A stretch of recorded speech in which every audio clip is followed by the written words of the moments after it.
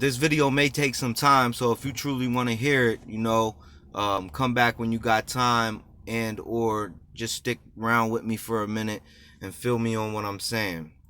We got to ask ourselves, what do we want to do? What do we want to do? I know me coming from a personal place. I'm not even going to talk about other people. Let's just come from a personal place for a second. I made a lot of bad decisions over the years. I wasn't asking myself what I truly wanted to do with my life. And I always blamed everything on the fact that I don't make enough, or how can I make more, or, basically, an area of me that felt like, okay, I deserve to have more of these things, so it's gonna eventually come. I'm gonna keep on being persistent in what I'm doing now. But see, that's where I was lying to myself, because I didn't know what direction I really truly was being led to go in, because obviously I wasn't listening to what God was telling me, but I also had it misconstrued in my own head also. I didn't realize that taking care of the little things that I am blessed with now was the only way that I was going to make it forward. We could say it in a lot of ways. You could say, look at your life like your business. You got to pay the bills on the business first before you can even see what type of profits coming in. And if the bills aren't paid on the business, you're not making no profit, because you're constantly paying bills on the business. Same thing in life. You're not paying your home bills, you're constantly in debt. You're not paying whatever it may be, our bills, our cost of living, you're constantly in debt. So that's one thing I learned, is that, sometimes we got to take the little and the momentary, we got to take the little that we have, and find our momentary pleasures and our momentary happinesses in the things that we actually have at that moment, like our family, like our kids, like them things that we constantly tell ourselves in the house, oh, we need to do that, or that we constantly say, oh, I need to go do this, or I need to go speak to this person, or I need to take this next step or this next leap in faith to get to the next level. We need to actually do those things, instead of saying, how can we just literally have some happiness for a few days, or basically what I'm saying is, when we make stupid decisions like spend money and go do things that don't really truly have any significance in our life, other than the fact that right now it makes us smile and makes us feel good. And what I've learned myself is that if you pass now on that momentary pleasure, and you're making good decisions, and you're handling your business, what you're actually doing is you're opening up a new area of your life, because what's happening is you're getting ahead on the things that really matter. You're handling business on the things that really truly have significant matter in your life. And now, not only have you, let's just say some examples, like not only have you spent more time with your kids while you chose not to go out this weekend, but now you've saved money because you didn't go out this weekend, and now that money caught you up to date on a bill. And if you just, and what I'm saying is, I'm not going to break it down to something so minuscule like we're just talking about saving money and financial, because we're not just, that's not what I'm getting at here.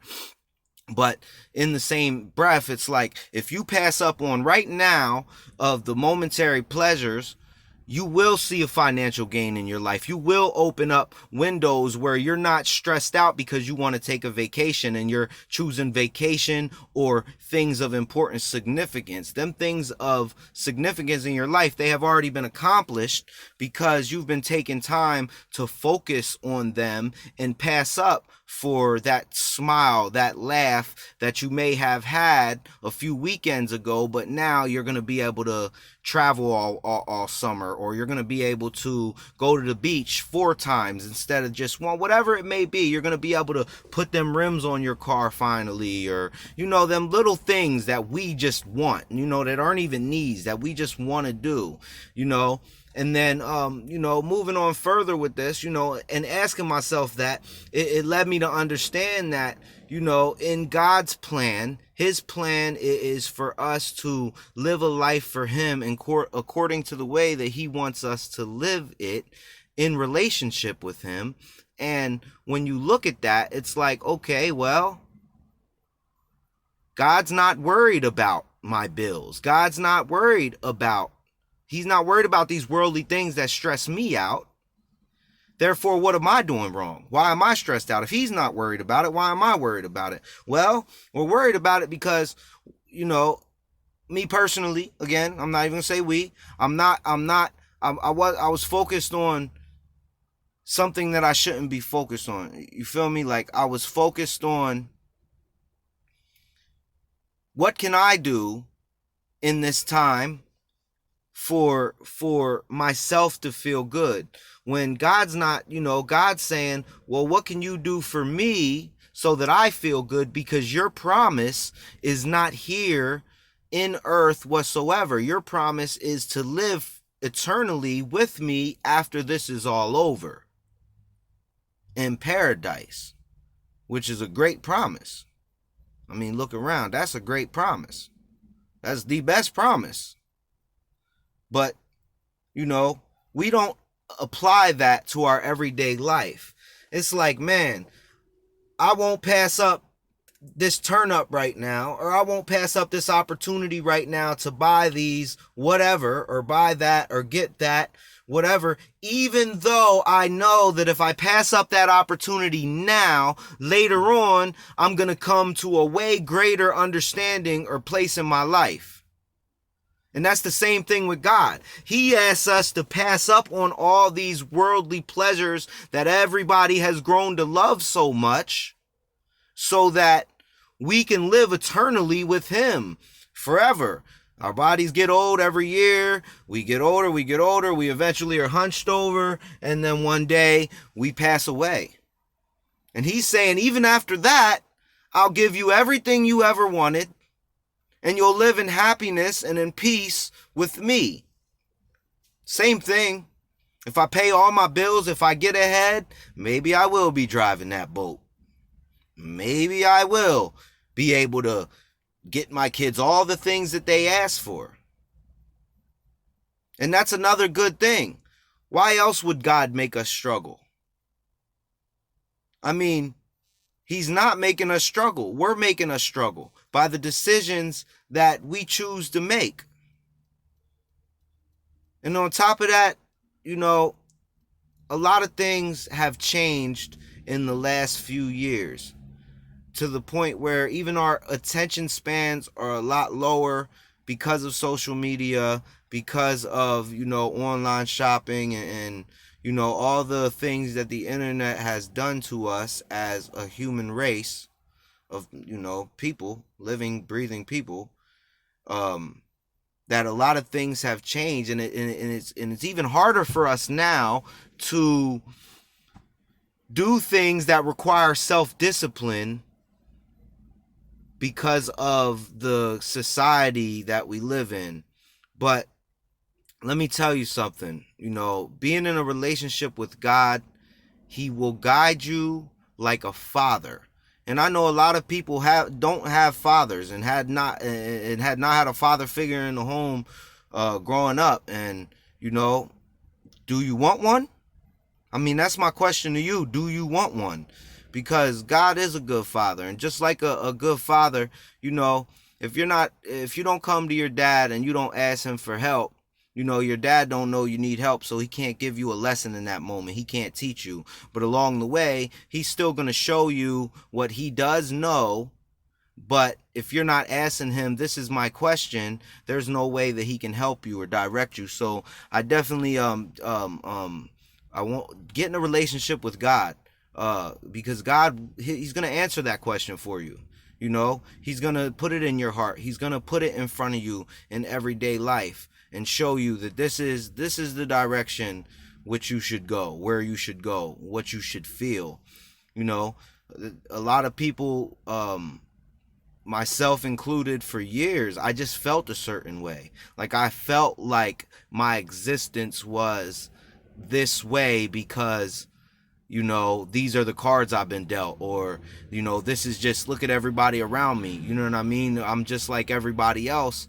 And that's the sad fact, is we come from a society that looks at other people and it says who we're going to be around, but then in the same breath, the statistics say, look at your 10 closest people, and your income in your lifetime will never surpass the 10 closest people. So you can see what income you're going to have for your life just based off your 10 closest friends, and I really get in a relationship with God.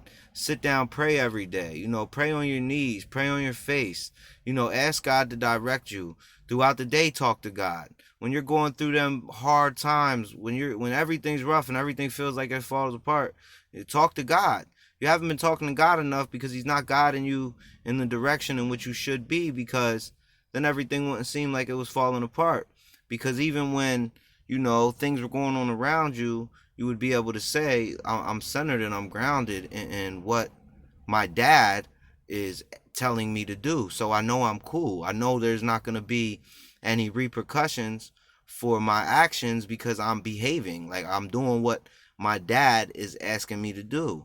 You know what I mean? He's a good father. You have a relationship with him. He's going to want to spend more time with you, because y'all have such a good relationship. But if you're constantly, just basically like children do nowadays, staying in your room playing on your tablet all day long, and there's no time for a relationship with God. Well, God got many other kids. God got many other kids and people to look after, and children that are constantly asking him for things. So is he gonna just leave you to rot? No, he's not. He's still going to be a good God and require things of you. He's still going to want you to do things and ask you to do things, but you have to obey God. It is what it is, and you can't obey God if you don't have a relationship with him. You can't obey God if you're not talking to him. You can't obey God if you're not praying. You can't obey God if you're not reading your Bible, because then you don't know how to obey God. You don't know what he expects of you or asks of you. You don't know what his teachings are.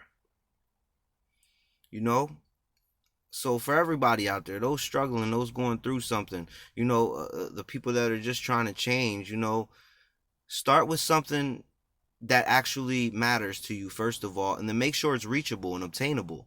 Make sure that don't try to become a millionaire. Just try to pay your bills on time. Just try to save a little money this month, and when you get to $200, you know what I mean, then try to make it three and try to make it four.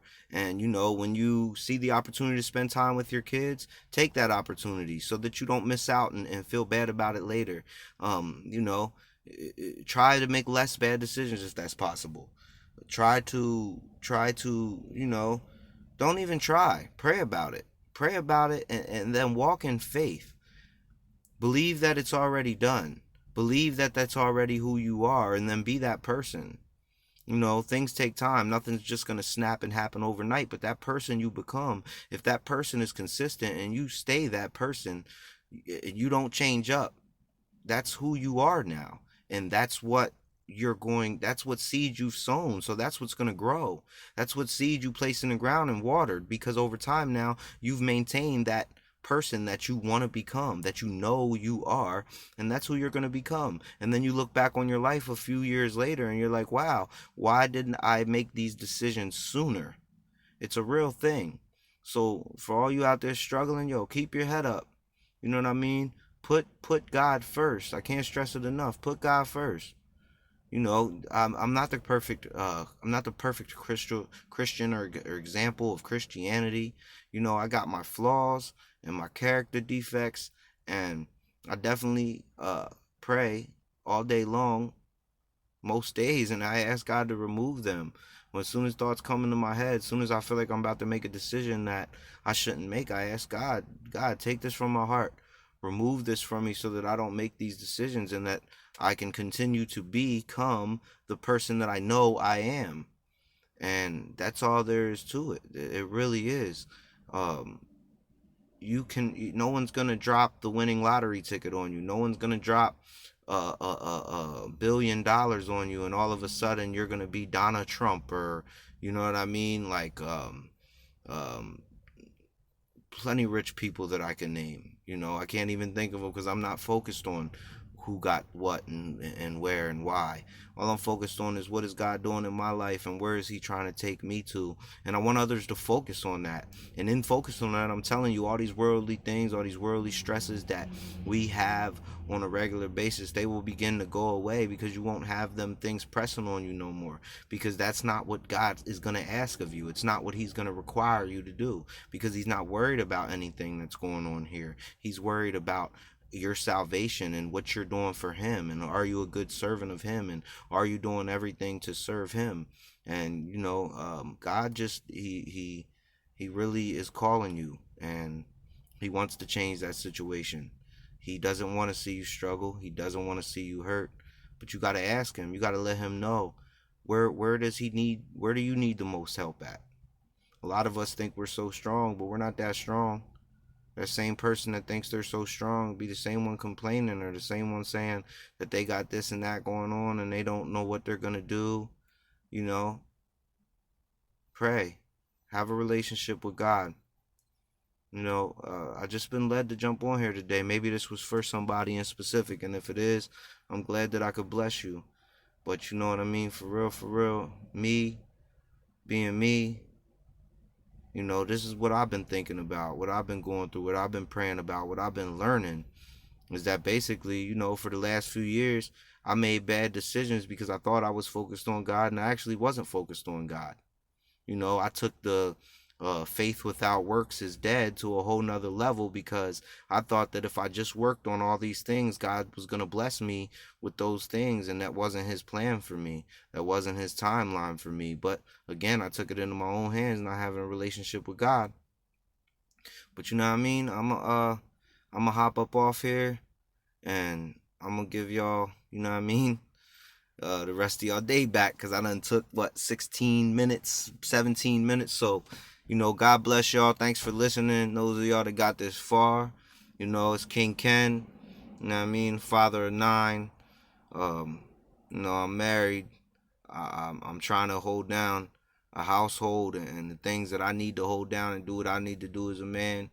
But first of all and foremost, I'm focusing on God and everything that I do, and I'm trusting God. And what I'm asking everybody in this video is to learn to trust God in everything you do, in everything you do, and learn that, sacrifices need to be made. Things take time, and time flies, and God's gonna give us the ultimate amount of time at the end. So stop stressing this little bit of time we have here. Make godly decisions, because he's putting you on. He's being a good dad, teaching you the ways, and let your light shine and show the people around you that to trust in God is to have a life worth living. All right, so I love you. It's King Ken. Be a light in the darkness. Be God's Love Ministries. And keep looking out for new videos and new material all the time, y'all. God bless.